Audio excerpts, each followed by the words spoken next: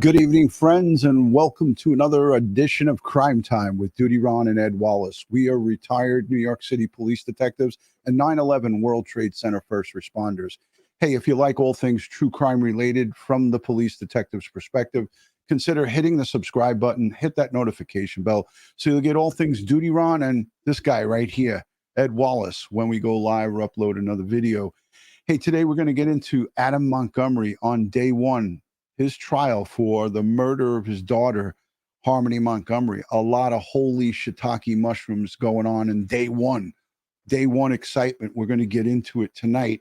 But before we do that, we want to say thank you to the Patreon supporters, the channel members, and all the folks who positively engage in this community. We appreciate you guys, and we give thanks and praise to all who participate.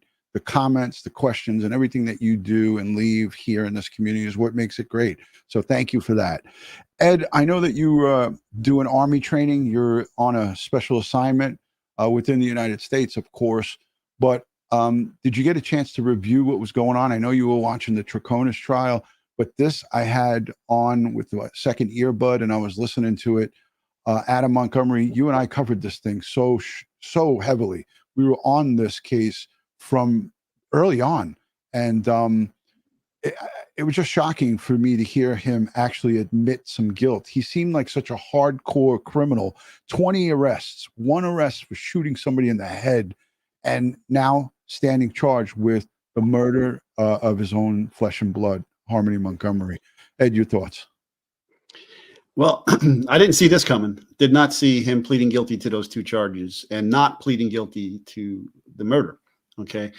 And shockingly, I didn't see this case starting off the way it's did. I won't get into it right now, but I didn't see that coming either. Absolutely. Yeah, he's a demon. There's no question about it. And we heard Kayla Montgomery's mother early on in this case, when she was interviewed on her front steps, she referred to him as a demon, and she was right. So everybody that has contact with Adam Montgomery doesn't have nice things to say about him. He's a violent drug user, drug dealer, just a real street skell, as we use our kind of lingo and cop talk. Hey, thank you for becoming a member. I want to say thank you to Olivia for becoming a member, and for everyone who's here. So by a show of hands in the chat, because we always love the live interactive chat, how many of you have watched this case and watched this trial today? Put a 1 in the chat if you watched the trial today. Put a 2 if you didn't get a chance. But let us know if you've been following this sad case of Harmony Montgomery. You know, her remains have never been recovered. People talk about a body. It's just her human remains now, you know, skeletal remains, if they are able to find them. God only knows what this guy could have done with them. But a lot of number ones, a lot of number twos. Ed, your thoughts? There's a special place in hell for those who kill innocent children. I'm sorry. And hopefully he'll meet his maker soon. Yeah, and he's serving a sentence for on unrelated weapons possession. Wasn't supposed to be in possession of weapons as a released felon, and he's serving a sentence between 33 and a half years to 65 years. He's 33 years old, so if he serves the max on that sentence, which is 65 years, he'll be in his 90s, and or close to 100. But that's not good enough. That's not justice for Harmony Montgomery. So, heck, again, we want to see the book thrown at this guy, and I'm hoping that the state has a strong case, and it kind of sounds like it, right, Ed? Sounds like they do have strong case. Yeah, but I do feel that it's going to get bogged down with he said, she said, and pointing fingers at who actually did this. You know, he pled guilty to these two charges, but he's not pleading guilty to murder. Right, and that leads us into something like Kayla Montgomery. Maybe she had something to do with it, but let's take a listen real quick. And thank you, Susan King, for the $20 super chat. She says, I'm thankful that this poor, tortured little girl has some measure of justice. The wheels are just turning right now, Susan, but yes, thank you for that comment. Let's take a listen. And folks, this is I didn't see this until tonight, but this is rare footage of the other side of the court when we saw the TV being wheeled out in court. This is Adam Montgomery in his jail garb looking up at the camera talking to the judge today. So we didn't get to see this in the live shot because they just showed the camera, the TV being wheeled in. That's all we saw, Ed, was the TV being wheeled in, but this is actually Adam as he's conversing with the judge. So let's take a listen to this clip. Do you wish for them to acknowledge your guilt on both of those charges, falsifying physical evidence and abuse of corpse? Yes. The surprise announcement came after the lunch break. 17 jurors had just been sworn in and given instructions from the judge, including explaining Adam's notable absence from the courtroom. He is not here today. He has the right to be present, but he also has the right to be absent. You're not to speculate on why he is not here today, and you are not to in any way draw any negative or adverse inference or hold it against the defendant that he is not here today. The jury was just coming back from lunch for opening statements when Adam Montgomery appeared on video from prison to confirm his intention to concede to 2 charges. And that by agreeing to allow them to acknowledge this in opening statements, the jurors can find you guilty of those 2 offenses, relying on that information. Do you understand that? Yes. The abuse of corpse allegations are some of the most graphic descriptions in the affidavit of how Adam allegedly moved Harmony's body to various locations around the city and then tried to condense her remains using lime and brute force. Again, opening statements tomorrow, 9 a.m. No word on if Adam Montgomery will be in the courtroom. He will be asked an hour before departure time each day if he plans to attend. Isn't that shitty, Ed? I posted a poll in the chat in our live community section. I don't know if you saw it, Ed. I know you're working, but I posed a question to our audience and our community. Do you think that, I know we know it's the constitutional, it's his right under the law to not attend, but do you think it's right that defendants in our country have the option? Hey, let me just let you know, Judge, if I'm feeling up to it tomorrow to come into court. We saw that with Shonda Vander Ark, and that pissed a lot of people off. I mean, what do you think of that, Ed? Well, in our criminal justice system, I don't agree with it, but that's there. And that's, just like the defendant in many courtrooms around the nation have the right to pick a jury or a judge trial.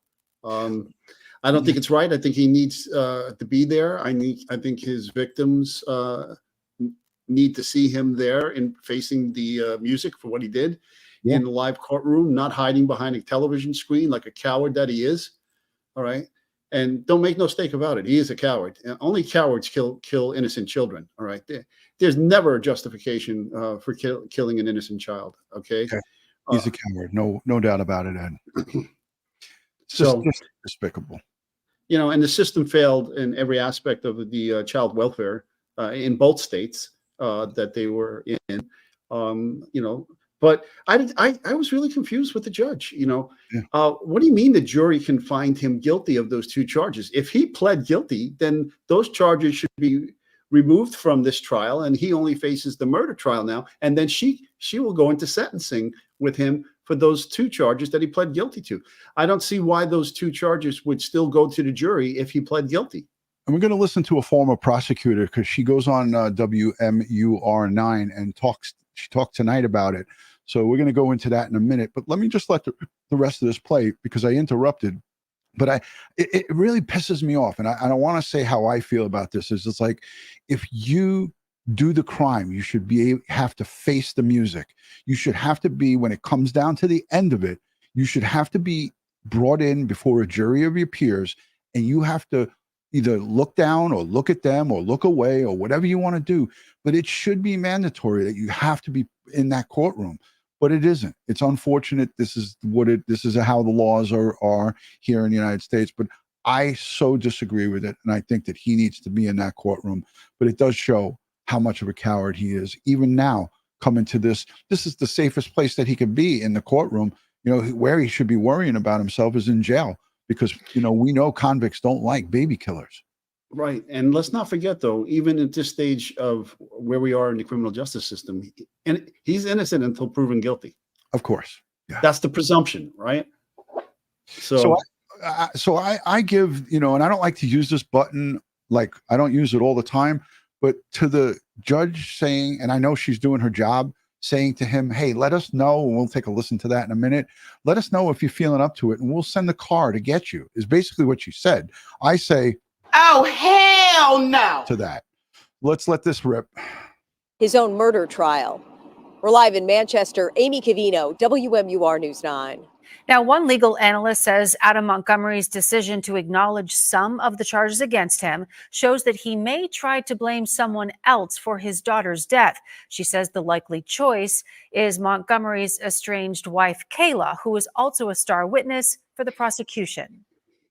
I would guess that he will point the finger at Kayla Montgomery and say she was the one who did it, and just basically use the logistics of, he is alleged to have hit her while driving, right? So how could he do that? Whereas he will most likely, again, I would anticipate he would have to testify that it was Kayla who struck her and she was distraught, and he had to handle the body. LaFrance also says that strategy could require Montgomery to testify himself. And she says acknowledging abuse of a corpse may also be a sign that he knows where Harmony Montgomery's body is. And while that development was playing out in court, jurors were retracing the Montgomery family's steps on the day prosecutors allege that Harmony was killed. WMUR's Tim Callery is live now with a closer look at the key locations in this case. And Jen, prosecutors describing today's jury view as the final journey of Harmony Montgomery, pointing out those key locations in their case against the little girl's father. Okay, so this is actually the bus that was holding, and you can see the windows are tinted out, Ed, but the media was obviously allowed to from a distance. They didn't record any of the jurors, obviously, but they actually show the prosecutor and the defense out at some of these scenes, and we're going to talk about why they went to these particular locations today. Stop of the jury view was a methadone clinic located at 20 Market Street. Prosecutors say this is where Adam and Kayla Montgomery took their children back in December of 2019. It's here where prosecutors say Adam began his assault on his daughter Harmony. The jury then traced the family steps to the Burger King on Daniel Webster Highway. Prosecutors say the Montgomerys went there after the clinic, and the state alleges that Adam continued to hit Harmony along the way. From there, it was the Colonial Village Apartments on West River Road. This is where the state says the Montgomery family lived out of their car after they were evicted from their Guilford Street home. Prosecutors allege that it was here where Adam Montgomery used drugs while Harmony was dying in the back seat of the car. The last stop was the site of the former Portland Pie Company. It's where Adam used to work and where the state alleges that he stored his daughter's remains in a walk-in freezer. You imagine that, Ed? So it's now a Chase Bank. He's alleged to have taken his daughter's remains from that apartment on Union Street to his work and put her in one of the walk-in freezers. How effed up is that, Ed? Oh, it is totally. And nobody in there noticed this unusual package that was in the freezer.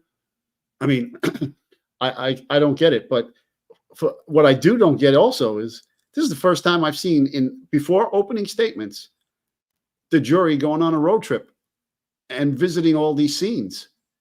Okay, so for those people, like in the Brian Kohlberger case, saying about the house being torn down, juries don't do this. Well, here's proof that they do it. And in this case, they did it on day one. Yeah, absolutely. And that really, you and I talked about this in the green room before we went live. This, you can bring this up till the sun comes down. This is fact as it pertains to the Brian Kohlberger case. This, you could use as an example. Day one. How often do you see day one a jury field trip? I've never seen it. Not day one. No, I've seen it not on the course of the trial, but not on day one. Yeah. Hey, we're going to listen to that same defense attorney, former prosecutor, actually talk about the possibility of Adam Montgomery having to testify. So let's take a listen to this. Help answer some of those. And Patricia, what exactly does it mean to concede guilt? Why not just plead guilty? Right. So basically what Adam Montgomery's attorneys will tell the jury is that they're really not contesting that evidence. But the thing that struck me was opening statements are not evidence.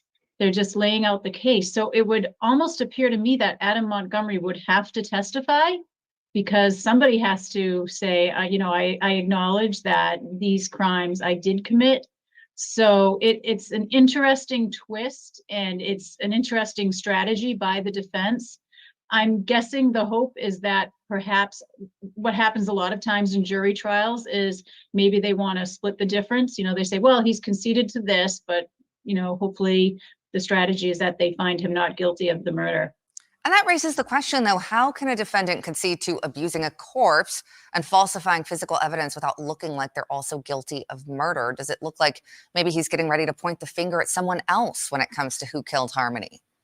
Yeah, absolutely. I mean, I think I would guess that he will point the finger at Kayla Montgomery and say she was the one who did it, and just basically use the logistics of, he is alleged to have hit her while driving, right? So how could he do that? Whereas he will most likely, again, I would anticipate he would have to testify that it was Kayla who struck her and she was distraught, and he had to handle the body. So again, I don't see him getting in all of this information without him testifying. And quite frankly, what that tells me also is that he knows where her body is.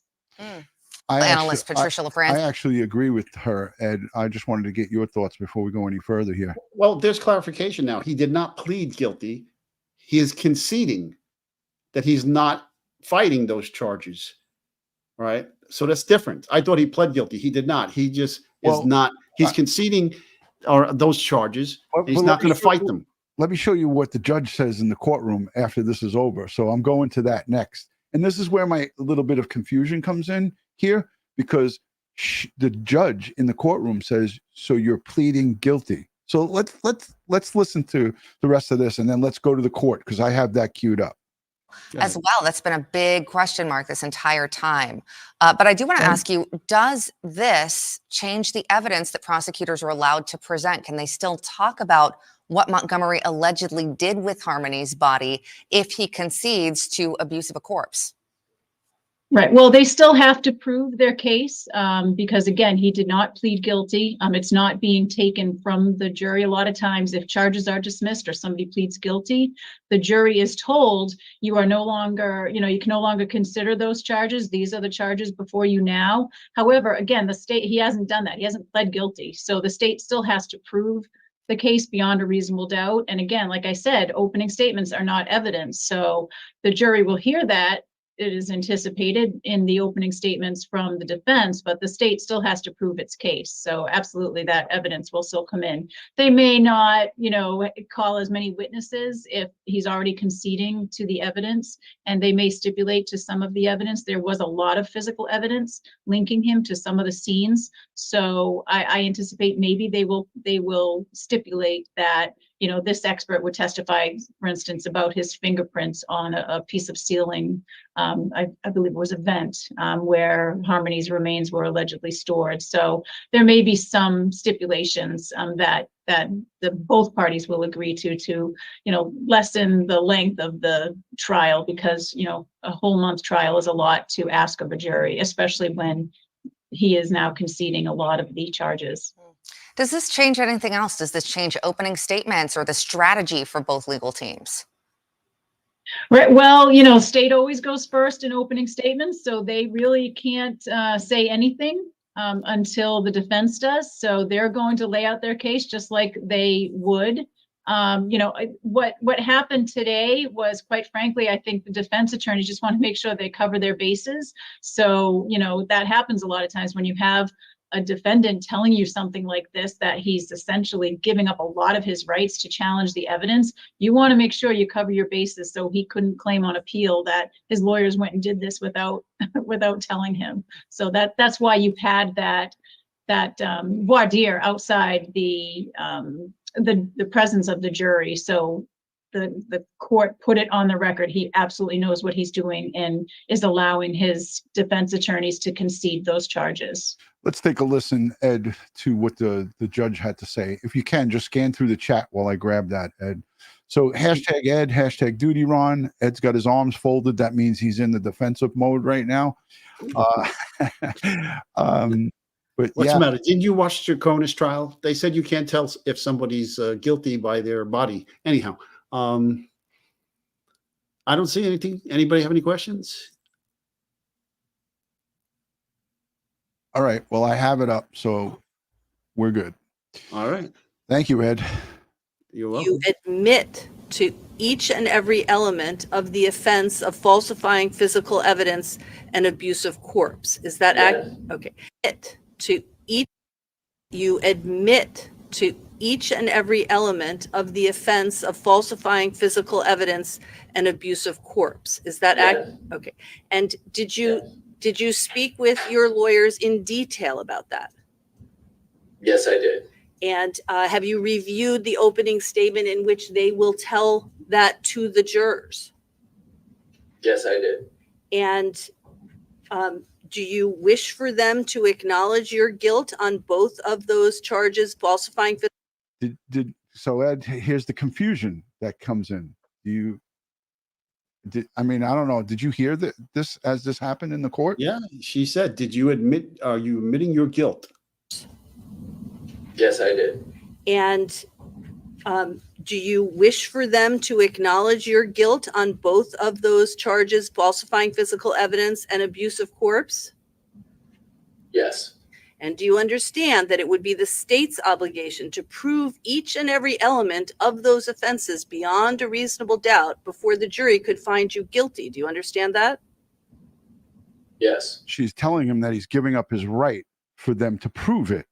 And then there's evidence bags that people are going crazy about, Ed. At the end of this, would you mind just chiming in on that? Maybe it was something that they had ready for day one. I don't know.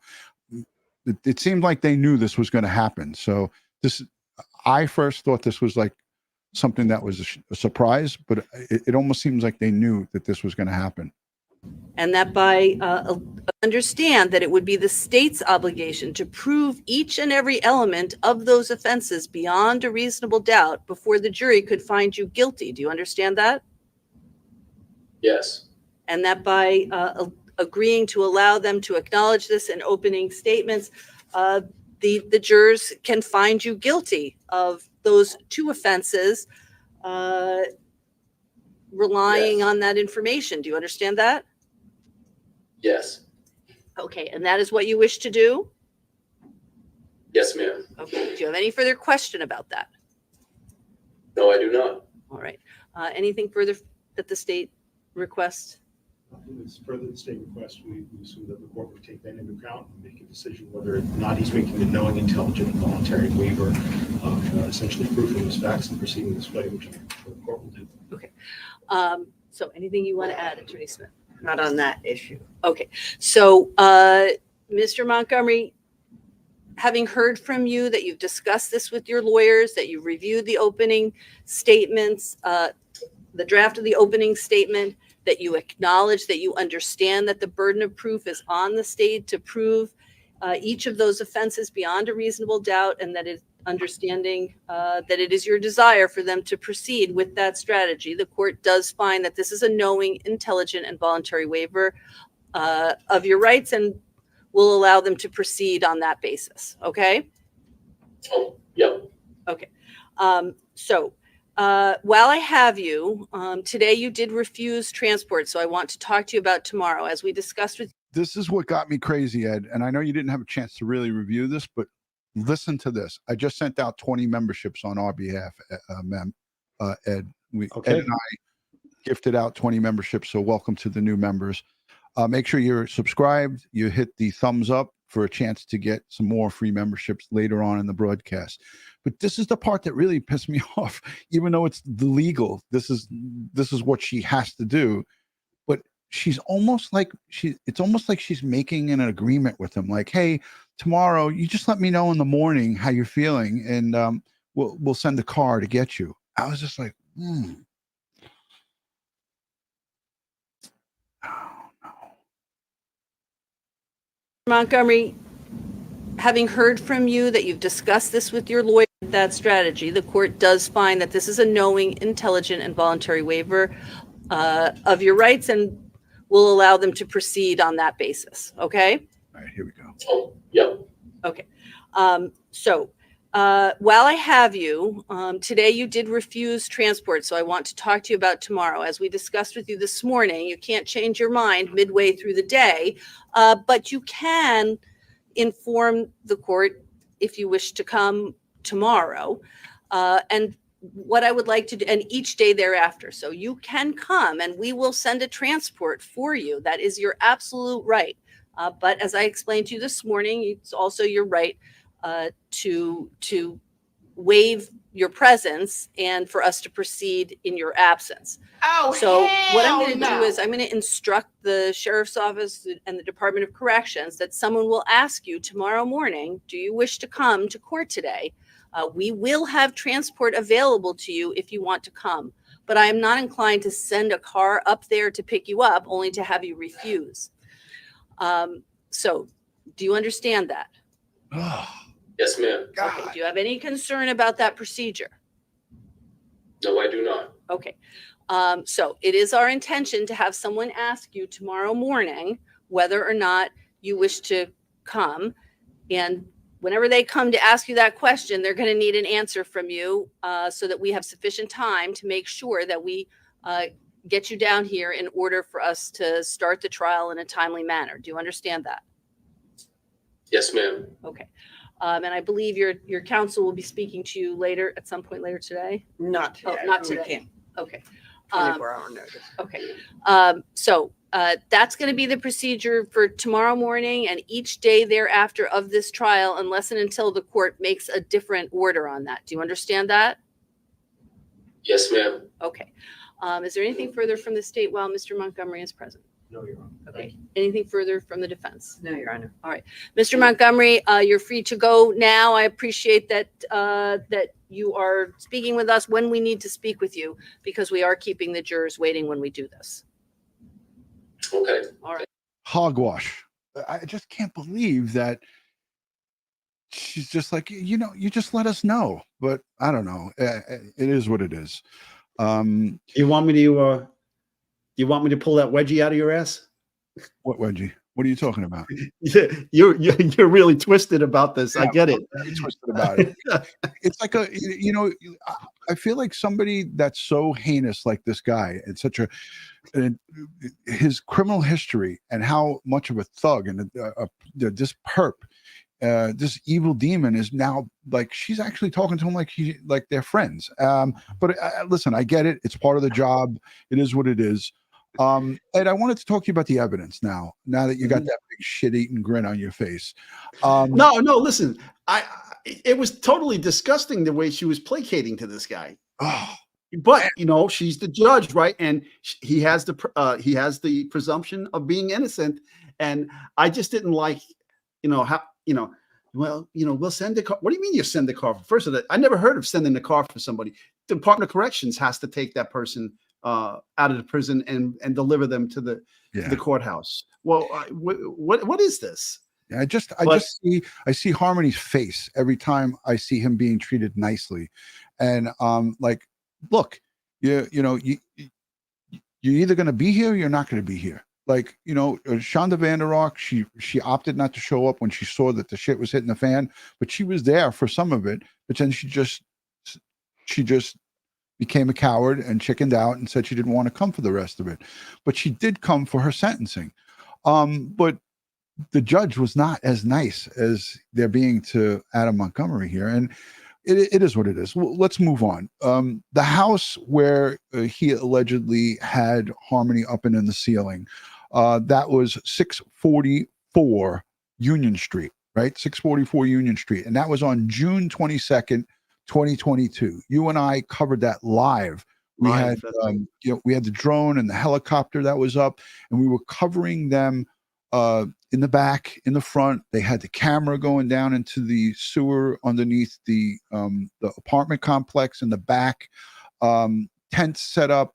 The FBI had their evidence collection. The THV was out front. Ed, do you want to talk a little bit about how that evidence is going to come into this trial and how important that's going to be for the prosecution? Yeah, so they really went through that apartment with a fine-tooth comb. They took flooring, they took wallboard, they took drains, they took the refrigerator, even though that refrigerator they took apparently was a different refrigerator than that was there at the time. They were storing this poor child in it. Okay, but there was also evidence that he put the child in a space above the ceiling, and they got his fingerprints on the vent that they used to open to stuff her in that area. And so the FBI taking that refrigerator, they're just dotting their I's and crossing their T's. They wanted to get it back to that sterile. Who knows? Maybe as we've seen with the Troconis case, where they did some luminol work inside of the refrigerator and it fluoresced. And it could fluoresce because sometimes there's blood in there from meats that were stored in there, and chicken and meat and so forth that's spilled out, and then you use some chemicals to clean it up. Some of those household chemicals would cause it to fluoresce, and apparently maybe they didn't know that it was in fact the same. Wasn't the same refrigerator, and so that's why they took it to, as you said, dot the I and cross the T. Now, Boston 25, Ed, about a year and a half ago or so, they did coverage. It was in June of 2022. They did coverage and went out to the scene of 644 Union, and they gained access to the inside of this apartment. So, folks, this is out there in the press. This is out there in the public. By a show of hands in the chat, and I see Unsolved Crimes Uncovered is here. Thank you for being here. H. Cook, Brenda Clara, Black Rose, and Katina, and everybody. But by a show of hands in the chat, how many of you have actually seen inside 644 Union? I haven't personally. I missed this report. I don't know how I missed it, but I saw it tonight. Just by a show of hands, if you saw this inside of 644 Union, put a 1. If you haven't, put a 2. This way we get a gauge on who's seen this. Mac Randall? No. Amanda? No. Wow. So a lot of people haven't seen it. Let's take a look at this. This is stuff that's out there in the public. This is not going to affect the trial. The jurors are not supposed to be looking at this stuff anyways, but this is out there on Boston 25 News. So let's play this real quick and we'll be right back. New tonight in the Harmony Montgomery investigation, we're getting a good look inside the Manchester, New Hampshire apartment where police seized evidence in that investigation earlier this week. Boston 25 was there as FBI and local police recovered a refrigerator and other items from the apartment on Union Street, where Harmony's father and stepmother briefly lived. Boston 25 News reporter Bob Ward toured the apartment today. He joins us live from Manchester Police headquarters with more. Bob, you saw the specific locations in that apartment that had the attention of investigators here. Yeah, that's right, Carrie. The apartment itself is very, very small. It's a 1-bedroom unit. But today, we could clearly see the kind of evidence that police seized in this massive search. 644 Union Street, apartment number 2, Manchester, New Hampshire. This is where Adam and Kayla Montgomery, Harmony Montgomery's father and stepmother, once lived. It was the focus of a massive police search on Tuesday. Today, the current resident, a woman we'll call Ginger, let me inside to see the apartment. It's heartbreaking to be in the apartment that you think something might have happened in. You're crying for like days, so. Oh my God. This has impacted you.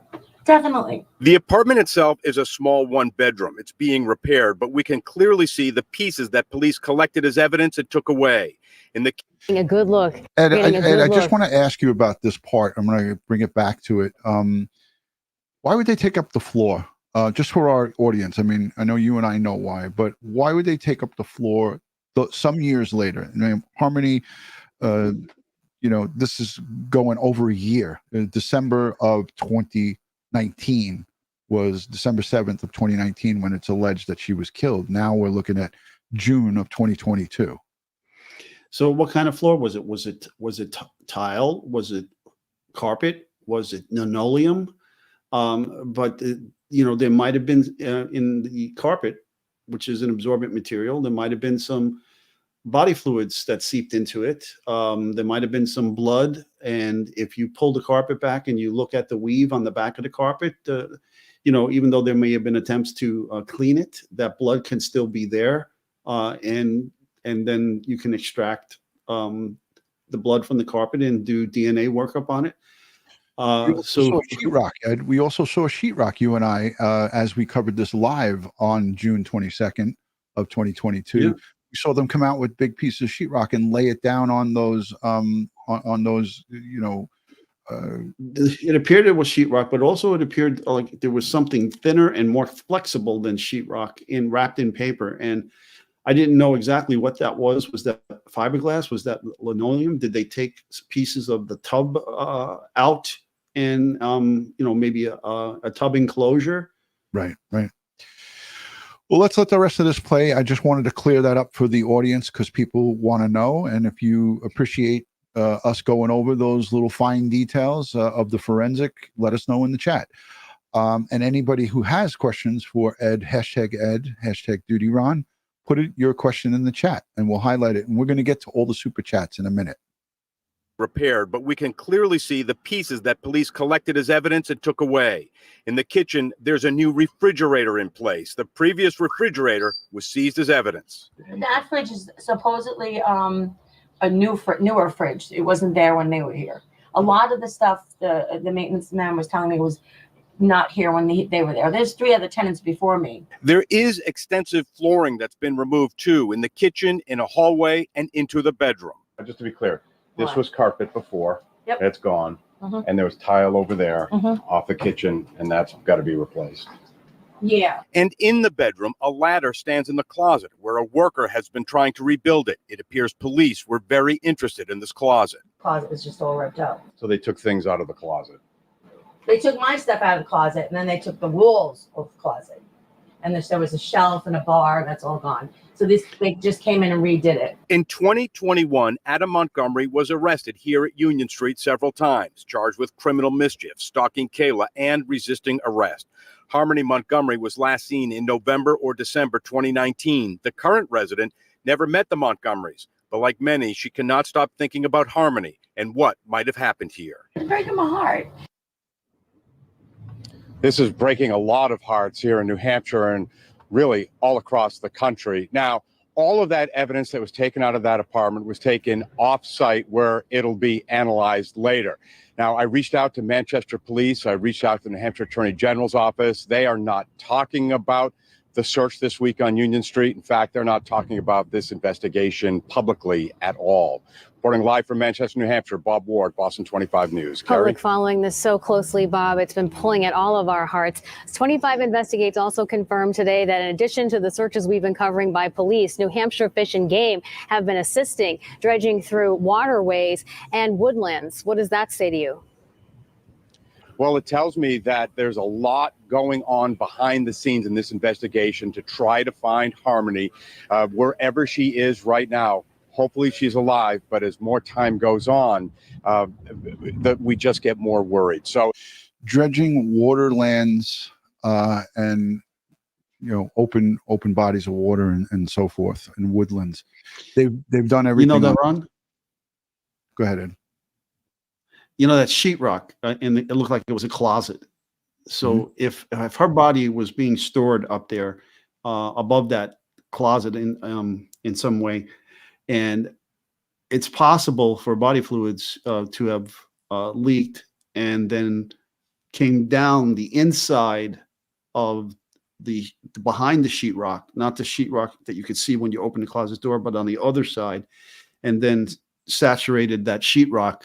And they wanted that sheetrock to look at that You know, because I just told you recently about the incident I had with the plumbing in my basement and in a soffit from a toilet, and so I had to replace that inside cavity sheetrock because it was all wet, okay, from the water dripping down from above. So again, the body fluids, if she was stored up there, like some have suggested, her body fluids could have leaked, and it came down on the inside of the sheetrock of the framing, not on the outside. And there's evidence of that. Maybe they found evidence of that, and that's why they took that sheetrock. And this is why we love having you here, Ed, because this information you can probably find nowhere else on YouTube. It is gruesome. It is grim. It is horrifying to hear this, but these are the possibilities. And these are some of the things that we may hear the prosecution bring up when they bring their evidence forward. And inside that courtroom were big brown bags. Ed, I know you saw them. We kind of skipped over it. Yeah, let's bring them back. Can you show them? Yeah, I could show them back, but I have Kayla Montgomery's mom set up, and we'll go right back to that. We'll go back to the courtroom after I show her. But Kayla Montgomery's mom was interviewed by a local news reporter, and this audio isn't great. So if you have earbuds or something where you could listen to this, like with headphones, or it's not on my end, but I want to play this for you because she goes on to call Adam Montgomery. This is Kayla's mom, Kayla Montgomery. She calls him a demon or a devil or something like that. Evil. She calls him evil. So let's take a listen to this. Those of you who've been following this case probably have seen this a few times, but let's play this just so you guys can get an idea of who we're dealing with here. And this is the mom of Kayla Montgomery. I'm just asking you, just for the children's sake, I do pray for Harmony, and I did have something come to me today for the police that I thought may help, which I did tell the police I'm not going to give that out yet because I don't want to hinder it in any way. Just please. When did you see Harmony? It was, I knew it was in the wintertime. I wasn't exactly sure when. And when I spoke with my daughter, she was telling me it was the day after Thanksgiving. Okay. That last year in 2020 or 2021? No, that was in 2019. And did you ever ask your daughter where she was after that? That you never saw her again? Well, she told me that because they came here the end of December during the holidays, and they were here briefly. I asked her, I'm like, well, I expected Harmony to do them, and they said no. And I know they've been kind of living. So we now know in December 7th, Harmony was killed. She said that they came here at the end of December, and she's asking, where's Harmony? So this all falls in line. We may be hearing from her at the trial, the mom. On the streets and in a car kind of thing. And well, she didn't say no. She said she's with her mother. And I didn't question it because I didn't know until all the news, the history of the family. And Adam, for the first couple of years, was some sweet guy, and he's not. He is pure evil. He is pure evil. So I hope he's not. He is pure evil. He is pure evil. So I really hope the information that came to me. So there you have it. I just wanted to play that. Ed, let's go to the super chats, and then I'll go back into the court and take a peek. Olivia, thank you for becoming a member. Susan King, thank you for that $20. I'm thankful for this poor, tortured little girl has some measure of justice. Amen to that. Vintage Mama of 3, member of 29 months. This all case sickens me. Rest in peace, Harmony. Amen to that. Becky, thank you for being a member for 18 months. She says, rest in peace, Harmony, in Jesus' arms. Amen. Yorkie Mama, 7, member for 16 months. Look at all these long-term members. He needs to pay for this big time. I've been watching. Yeah, I think we've all been watching. Beamer, thank you for becoming a member. You and Lexi, they're both sisters, so thank you for being here. Mystique, member for 10 months. Can't wait to see justice in this case. Rest in peace, Harmony. Amen to that. Andrea Angels, member for 26 months, says, thank you for your service and all you do, Ron and Ed. Justice for baby Harmony. Amen. Heaven Reigns, member for 22 months. I love you, Ron and Ed. Lots of flags and salutes. Thank you. Thank you for that. Reese Cup 61, thank you for becoming a member. Much appreciated. Wild Z Pony, she says, only DutyRon and Ed Wallace, Secret Squirrel, can present this confusion in a coherent fashion. Thank you. Thank you, Eileen. Much appreciated. Love and respect, always. DutyRon and Ed gifted 20 memberships. Wow. Becky given 0 F's given. She gifted 5 memberships. Thank you for doing that. Latonya, thank you for becoming a member again, back into the memberships. Good to see you back. DK became a YouTube member, and Barbara Crosley, member for 4 months. Let us all bow down to you, Adam. Unbelievable. She probably sent that during we were playing the judge. Renee, thank you for being a member for 14 months. K Music, $10 super chat. We appreciate you. Jeff and Elaine says, hi, I'm still alive. This piece of shit needs to stop wasting oxygen. Agreed. Kim, thank you for the super chat, the $1. We appreciate every penny counts. And thank you for being a member. 18 months. Gisela, CD. My only consolation is that Harmony is with Jesus and cannot hurt her. He cannot hurt her ever again. Amen. Amen. Yeah. Jojo says, love you guys. We're almost there, Ed. Beck Girl, thank you for being a member for holy crap. 25 months. Jojo, 22. Holy shiitake mushrooms. There's our good friend Angela S. with a $5 super chat. She says, rest in peace, Harmony. It makes me sick to know all that's happened to this little girl. And we don't know all of it. That's for sure. Ed, so what's your thoughts as I queue up the court back again? What do you think could be in those big brown bags? Well, I'd like to take a look at it again, but if it's in paper, it's typically biological in nature.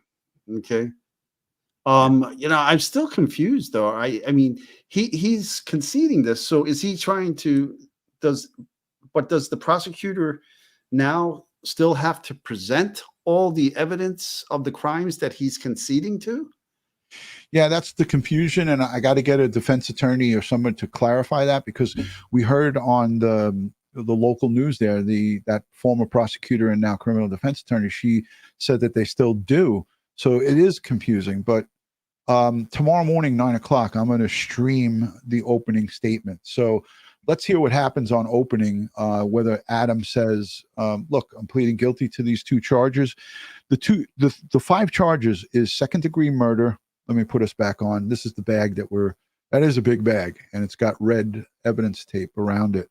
The 5 charges are second-degree murder, second-degree assault, falsifying physical evidence, and he pleaded, we thought he pleaded guilty to it or admitted guilt to it. Tampering with the witness and informant. And the 5th charge is abuse of a corpse, which we thought he pled guilty. 12 jurors, 5 alternates. They're all going to hear tomorrow opening statements. Ed, what in the heck is this thing? Well, could this be the cooler that he was carrying her around in? I didn't even think of it. Yeah, this could be, because who knows? This is making me think, folks, maybe because they have this evidence there, maybe the prosecution didn't plan for Adam to come on with his defense team. Maybe the defense team knew that they were going to do this, but the prosecution might not have known, because they have this here ready to present, right? You don't bring this to court if you don't just bring that in. And there's the prosecutor standing right next to it. But you would think, though, that the defense attorneys would have been in conversations with the prosecutor if they were going to, do this prior to day 1 of the trial. So, I mean, what could be in here? I don't see if it's rigid or hard. So could it be a freezer bag or a cooler type, like an igloo cooler or something to that effect? Because I understand that he had stored her in something like this. That CCM bag they talked about. So that could be that bag all like bundled up, or it could be a cooler. I mean, it looks like it could be a cooler, but who knows? Who knows? Hey, let us know what you think in the chat. What do you guys think this is?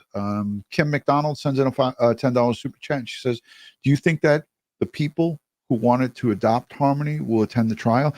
She's referring to Blair Miller and his husband, Jonathan. They have Harmony Montgomery's brother, Jameson. Montgomery, and they wanted to. Thank you for that super chat, Kim. Thank you for reminding me. I have it on a sticker right here. Blair Miller, who is from the Washington, D.C. area and a news reporter, and his husband, Jonathan, wanted to adopt Harmony, but were refused. And I believe the state of Massachusetts gave custody over to Adam. And that's where you said DCYF and the Massachusetts governor and the New Hampshire governor did this. They pointed fingers at each other. We covered this extensively on this channel. I actually had a former New Hampshire DCYF worker, social worker, come on. She wouldn't show her face because she was worried about retribution. But I'll link that video in the description here. I interviewed her live about all of the mishaps in the state of New Hampshire and how Massachusetts and New Hampshire, they continually F up day in and day out, and how overworked they are and how understaffed they are. And that's no excuse, because who pays the price for that, Ed? Yeah. These little victims. That's right. That's right. You point the fingers at each other all you like. The bottom line is, they need to impanel an investigation into the handling of this by both of these agencies in both states, and make some changes. I mean, this has to stop. We can't let these kids slip through the cracks to be murdered by these sick individuals here. He should not have been in custody of this child. He should not have been. This is a clearer picture of that bag, and there's a smaller bag to the right of it. So, I want, Ed, if you don't mind, because we're going to take some questions after this. Hashtag Ed, hashtag DutyRon. Be patient with us, please. I want you guys to listen to the prosecutor, because he lays out in just about 2.5 minutes. I won't bore you with the judge's instructions to the jury, but the prosecutor talks about what they're going to do and where they're going to go. But he also says some of the things that Adam is alleged to have done to Harmony. So here's a little disclaimer. So if you suffer from PTSD or anything like that, any kind of tough conversations that might upset you, here would be your disclaimer of a trigger warning. Forward not only today but throughout the trial. The audio on this isn't great, but it gets better as he gets closer to the mic. It is very important, both to society, to the government, to the citizens, and it was very, very much. He's talking to the jury, folks. Appreciated. The first part of your job, for the most part, is going to be taking place in this room. The vast majority of it dealing with the witnesses and the exhibits that you see. But as you just heard from Judge Messer, another part is going to be the view. This is evidence, what you're going to see today. It is going to be work on the view. You're going to have to walk around in 2 different locations, and the rest of them will require you to look out the windows of the bus to be able to take into account the neighborhoods that you were in. And I'm going to explain every place that we're going to go in just a moment, and then defense counsel will also have that same opportunity. Together, we are going to see where this happened. You're going to get to see the same places, the same locations in person that you are later on going to see and hear evidence at trial. And you've already heard, again, Judge Messer's instruction. You should consider today's view to be like evidence. In a few minutes, we are going to get on a bus, maybe about an hour, and we're going to see a couple different locations in Manchester. In some ways, it's going to be the beginning of a journey that you will likely never forget. And this is also the last journey that Harmony Montgomery took while she was alive, and where her body went afterwards. It's a journey that's into the actions of the defendant on that day and the days forward. And we're going to drive by places where Harmony was first assaulted, where she was later killed, where she was later consolidated and crushed. And then finally, the different other locations of where the Ed, did he say consolidated and crushed? He did say that. My God. defendant had her in the city. What you are going to see today is part of the evidence. Some of the locations that we're going to drive by We are just going to pass by in the bus for a minute, and the bus is going to pull over to the side of the road. So you have an opportunity to look at that location, take in the surroundings. And on 2 of the locations, we will physically get out. One will be a parking lot, and the other one will be an intersection. We will not be going into any residences. Later on, you're going to hear testimony about different homes. We may be driving by an apartment complex today, but we will not be going inside in the actual rooms where Harmony was, or where Harmony later was kept. So we will be outside for the 2 times that we get out of the bus. So before we do that, I want to kind of start at the beginning. The first place that we're going to go to, and this is Miss Johnson, forget my art skills, high school. We're going to start at the courthouse. And the first place that we're going to go to is we're going to go down past Elm Street. Definitely not to scale. We're going to come across Merrimack, and we're going to go up here on Market Street. And at that point, we're going to pull the bus over to the side of the road, and you're going to be able to look out, and I would say look out the right-hand side of the bus to the area of 20 Market Street. That's the location of the methadone clinic, where the defendant took Harmony that morning with the rest of the family inside the 2010 gray Chrysler Sebring. When you're there, I want you to be able to take into account just the outside of the building and also look at the neighborhood. I want you to see the number of other businesses that are nearby, the number of other cars that are nearby, the number of the amount of foot traffic that may be there while we're there. You're going to hear in opening arguments that it was at that first location outside the methadone clinic that the defendant came out from getting his medication, got into the car, and understood that Harmony had had an accident, saying words to the effect of, "Really, Harmony, again?" Objection. Approach.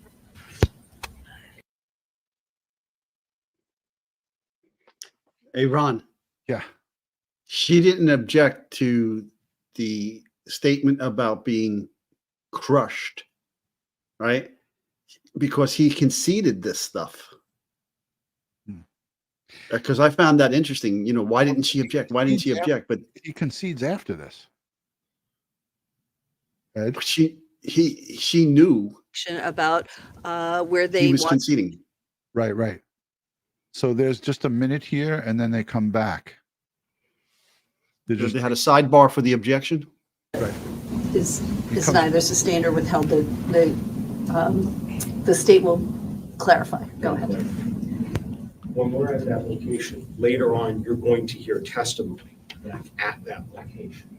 When Adam came out from getting his medication, you hear testimony that he sensed and surrounded that afterwards. I hate when they do this and they don't take the mic. And I mean, granted, the most important thing is the jury hears this, but we can't hear him. It's like I hear it because I got 2 sets of headphones on, but he's just not talking into the microphone. And he's explaining, he's just trying to make good on what the objection was. And I'm not quite sure exactly what the objection was. Ed, did you catch it? Well, she objected to the fact that he said that he got upset because she had an accident in the car, and you did it again. Like, it sounds like she had she may have urinated or something like that, and he got pissed off. Right. And that was what was stated in, and I have I'll link the documents, his arrest affidavit and a couple of other things. I also have, Kayla Montgomery obviously is going to be the star witness for the prosecution. We're going to be hearing a lot of testimony from her, and it's going to be shocking. That's where the assaults began of striking. That's why it's important for you to look around, to see what else and who else is there, and to know what that area looks like. From there, we're going to then come back onto Elm Street. Probably do a loop around. Go north on Elm. Then we're going to go up to Webster Street. At the top of Elm. And that's right over where you get past where you can go on the bridge, the big Brady Sullivan Tower there. We're going to take Webster Street out. And here, we're going to go out on Daniel Webster Highway. And there's a Burger King. When we get to the Burger King again, we won't be getting out of the bus. with you staying inside, and you'll have a chance to look at that parking lot. What the state is asking you to do is to pay close attention during that drive. How many stoplights roughly are we going through? What are the road conditions like? How long does it take to get there? You're going to hear testimony later on about that same drive. You're going to hear testimony how during that drive, the defendant's assaults continued. He continued to hit Harmony as they stopped at red lights, as they stopped at stop signs. That's why you need to pay close attention during that drive. And we're going to go out to that location. After we've had a minute or two to sit in the bus there at Burger King, and you've had a chance to see the traffic flow, see what cars are like. At that time, we're then going to turn around. We're going to come back down Webster, continue north on Elm, and then we're going to cut over.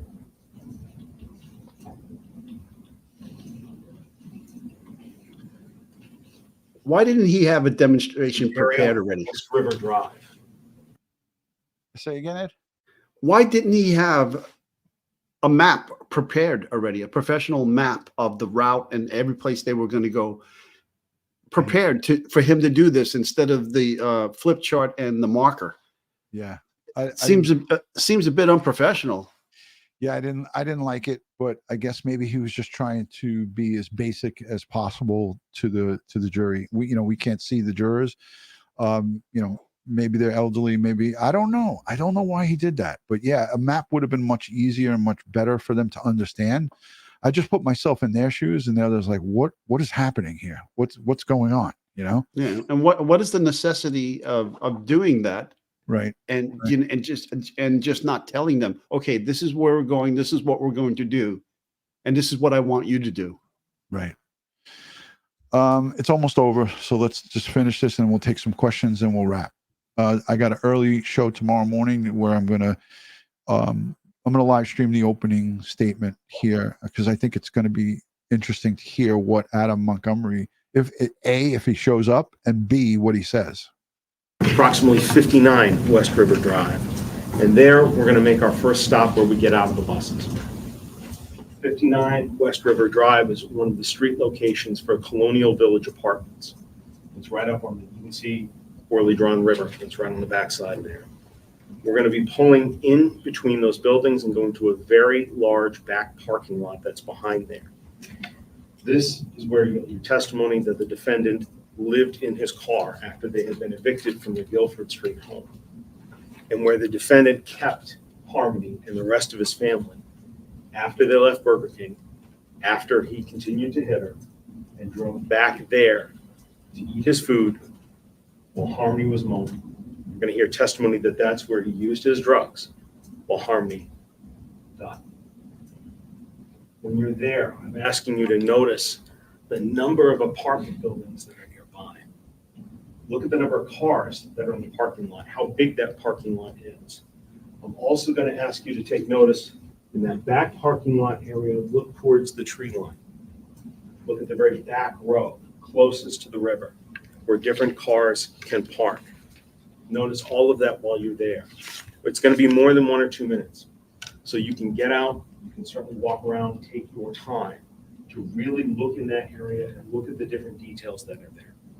Also look up at the side of the building. I'd like you to know whether or not you see lights on the side of the building that illuminate that parking lot, whether there are street lights that illuminate that parking lot. So do that while you're there. Once we're done, we'll get back on the bus and we're going to drive back towards the city, back on West River Road, back to Elm, and then south to the intersection with Webster. The buses are going to pull over on the side here, and we're going to get back out here again. You'll hear testimony that it was here that the defendant's Gray Sebring died, in the intersection. That it was here that where, with his family, the car stopped working, and then it was here, just before he needed to get a tow, you'll hear how he went to the back seat and found that Harmony was no longer alive. I want you to look very closely around that intersection. Look at the traffic going through that intersection, the number of people that were available at that intersection. We're also going to hear the testimony that at that time, when he realized that she was dead, that when you look at the different businesses around, I want you to remember that when later on you're hearing testimony, how his actions was to take Harmony and to stuff her in a duffel bag. You'll also hear later a trial from a tow truck driver, and you'll hear about a gas station on the corner. So while we're in the intersection, and we're not going to be standing in the middle of the intersection, obviously we're going to be standing on the sidewalk. But while you're there and you can move around, take note of how far away that gas station is and the short distance that the tow truck driver had to bring the car. And once we've spent enough time considering all of these, then we're going to be going to another address. You're going to hear a testimony about a lot of different addresses where the defendant brought Harmony's body afterwards. We're not going to be going to the first two addresses, that one that involves, you'll hear involves a deck, another one that involves a red cooler. We're not going to be here. We're not going to be driving by one on Lake Avenue as well, that you'll hear testimony later on about where he stored Harmony in the ceiling. Where we're going to go is 644 Union Street. So from this intersection, we'll come back onto the buses, onto Webster, come over to Union Street, and head south. And the intersection of 644 Union Street is right at the intersection of Union and Orange. So Orange is the cross street. You're going to see two buildings. We're going to be stopping right outside here, 644 Main. Testimony that you will hear later on involves also a parking lot that's general in the back. But here we're not going to be getting off the buses. You're not going to have to go inside. We're going to ask you to again look out the right-hand side of the buses at the size of the building. While you're there, we're going to ask you to please take a look at the number of apartments that are there, the number of neighbors that the defendant would have had based upon looking at those apartments. Look at the traffic, look at the lighting, look at the neighborhood. Later on, you're going to hear more testimony about that apartment and what took place in that apartment. Again, we will not be getting out the buses. You do not have to go in that apartment. When we're done at Union Street, the buses will pull away. We'll come down to Bridge, back onto Elm, back south to Merrimack, and then back to the courthouse. I'm going to ask you to look at one last thing on this drive. As we come back to the intersection of Merrimack Street and Elm,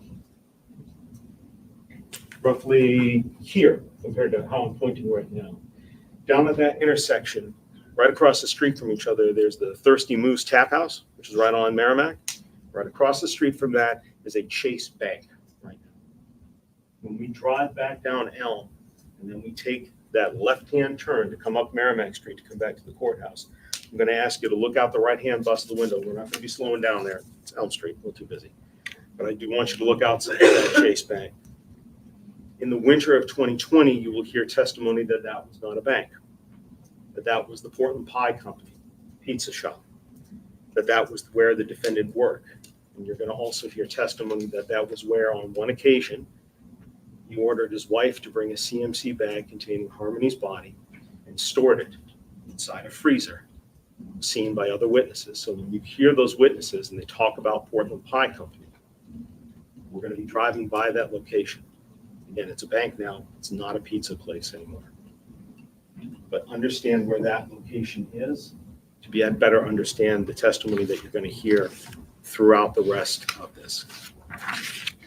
So that was pretty, I played it because that end thing that he just mentioned was the most horrifying part, is that right outside here, right outside the courthouse at a corner was where the Portland pizza place is that he used to work at, where he had Kayla Montgomery bring that CCM bag, and they stored her inside the food freezer where they were storing their own food to prepare the pizza with human remains inside a CCM bag. Crazy. But I got to tell you, though, I mean, the whole thing was convoluted to me. I've never seen anything like this, what just transpired. it sounded like he was given instructions and testimony to the juror. I mean, is this considered part of his opening? It you wasn't. know, yeah, I want you to look at this. I want you to look at that. Okay. And there was no objection other than the one about the, saying that, about the accident in the car. This is never seen anything like it. Never. And Ed, we said it in the beginning of the show. I've never seen a jury just, get assembled, get instructions, have the prosecutor talk to them, and then have the defense got up too after this. And that was, and if you were planning this to do what he just did, you should have had prepared a real map. Right. And all you had to do is point to it, or you could have had everything labeled where everything was. PowerPoint presentation. Because he's making a map. So, what would the objection be from the defense if he brought in one that was already made to correspond with what he was saying instead of what he did with the flip chart? Yeah. Which looked like, nonsensical scribble. Yeah. Utter insanity. But it is what it is. This is what we got. And I'm curious to hear tomorrow morning at 9:00, what this opening, what the opening is going to be from the prosecution, what the defense is going to say. And I'm just going to cover that part. I'm not going to cover the whole trial because I got to go to work, but I'll stay home for a little bit. I'll let you guys watch. We'll watch together. I just want to ask you, Ed and I both want to ask you, please, if you can, consider giving this video a thumbs up, sharing it to Facebook or on your social media platform. Hit the subscribe button. It's free. It doesn't cost you to be a subscriber here. Just give us a try. Become a subscriber. We greatly appreciate that. And for those of you who have given super chats, we've acknowledged all of you guys and thank you so much for being here. But I mean, this case is something that we have been covering from the beginning, and it is really, really near and dear to our hearts. This case, all of the cases that we cover, it's about the victims and their families. And in this case, poor Harmony, her family was a bunch of misguided people, and half of them were on drugs. We heard from the uncle saying that he witnessed her being punched or slapped and then made to clean the toilets with a toothbrush and get on her hands and knees. All kinds of horrible things we heard that Harmony had to endure in her short little 5 years on this planet. And it was just despicable and just something that you wouldn't wish this on your worst enemy, and this young little child had to go through this, and what she went through, none of us will know. And that's the thing, is that we got to always put the victims, and this one is now little, 5-year-old. And everybody, look, the chief from the police department, Aldner. I mean, this guy, Alan Oldenburg from Manchester Police Department, he was practically crying when he gave remember that press conference, Ed? Press conference, yeah. Yeah, absolutely. I mean, the guy's heart and soul is in it. And, but they're in it for the right reasons, for Harmony, for justice for Harmony. And that's a couple thoughts that keep popping into my head. One, the pizzeria. Okay, I can't believe how many unsuspecting people went into that pizzeria and ate pizza that were prepared with this body in their freezer. Two, the apartment. How many tenants lived in that apartment where they had stored her poor body there? And I couldn't do it. If I knew it, I would never live there. It's mind-boggling there. And three, I just can't get over the way this trial is opening. And I keep thinking about these things that he was saying on the map. Is how much video evidence did we lose because this thing wasn't properly investigated at the time? Because they didn't know all these locations. Like you're talking about gas stations and so forth. And the car was across the street from this location and that one. How much video evidence could we have gotten, if a timely investigation were to have occurred, or if the child welfare people had gotten involved much sooner. You know.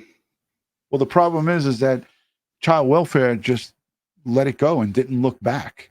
And her biological mother, Crystal Sorey, said the last time she saw Harmony was Easter of 2019 over a FaceTime call, and that she was jumping up and down and, you know, trying to make phone calls and nobody was listening to her.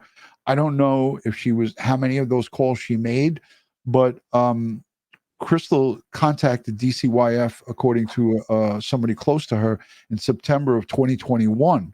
A whole nother year went by, and the department attempted to locate Harmony. So I have a ton of notes on this case that we've covered, and there was just so many missteps. And again, it's not popular. It's not popular opinion, but I say this: it's not you can't blame the authorities on all of this. They are to blame. They've screwed up. The very agency that's in place to protect our children, Child Protective, DCYF, they call it over there, they failed. But the people who created her failed. Adam Montgomery, obviously, allegedly murdered her, but Crystal Sorey as well. She gave birth to her. So, you know, I don't like to point fingers definitively at anybody, but they all collectively let her down. She needed someone to step up for her, and nobody did. Yeah, grandparents, the whole 9 yards. They were all defective. Police were called to Guilford Street home dozens and dozens of times. They had, remember, Ed, they had no heat. They were running a generator. They was noise complaints from the neighbors. They came out and they didn't do guts. They did nothing. Yeah. So again, let's keep Harmony here. I'm keeping her picture up, and police chief is there at the press conference when they arrested Adam Montgomery. Let's keep Harmony and all of the people who are in the line of justice, the prosecutors, the police that will come up to testify, the witnesses. You know, Kayla Montgomery, we need her to come through and step up and give good testimony, and all the people who come that give testimony. We need to see justice served. Yeah, I mean, who can look at this picture and say, you know, such innocence here, and her life she had all of her life ahead of her, and it was snuffed out. We never know what she could have been, or what she could have accomplished, or who she could have become, because, like I said time and time again, any idiot can make a baby, but not everybody can be a parent. And there's just certain people in this world that should not have children. Absolutely. Absolutely. I agree wholeheartely with that, because you and I have seen this firsthand as New York City police officers, as police detectives, how many, you know, unfit parents are out there. And, you know, there's many, many more fit parents that do the right thing. And we have to acknowledge them and tip our caps to them. But for the ones that do not, and there are many of them out there, men and women, that fail their children, shame on you. And you'll have to meet your maker one day. Right. Ed, I want to thank you for taking an hour and 18 out of your busy day. You're doing your training and so forth, and teaching. You're continuing to do great stuff. Tomorrow morning, 9 o'clock, I'll have opening statements.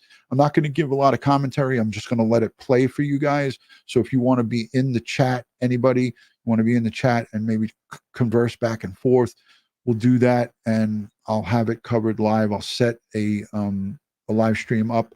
Thank you, everyone, for joining and for becoming Crime Time with DutyRon subscribers with Ed Wallace, DutyRon and Ed. We greatly appreciate you guys, and we thank you for, you know, hanging out with us and taking a chance with us, because heck, we do this unscripted. We do these live streams for you guys from our experience. So nothing is written out for us. We're not reading from news articles. We're giving it to you straight from our experience, and that's what you get here. So, Ed, I know you always have something to say towards the end of these shows. Yeah, I want to thank you all for being with us, using your valuable time and sharing that with us. Tell your friends and family about us. Join if you haven't already subscribed. Please subscribe. And I want you always to remember, stay safe, stay prepared, and watch your six. Amen to that, brother. Hey, good night from New York City and somewhere, I don't know. Were you in Pennsylvania, maybe? I got a feeling. I'll give it up. I'm in Pittsburgh, folks. I'm in Pittsburgh. I'm on my way home. He's in Pittsburgh. All right, Ed, be safe. Have a safe trip home. And thank you so much for joining. Thank you to the replay viewers, the moderators, the folks who leave us super thanks, the cups of coffee, everyone who joins. Thank you guys for being here. Good night from New York, and stand by for a message from the cop team. Kara, Oscar, and Popeye. Good night.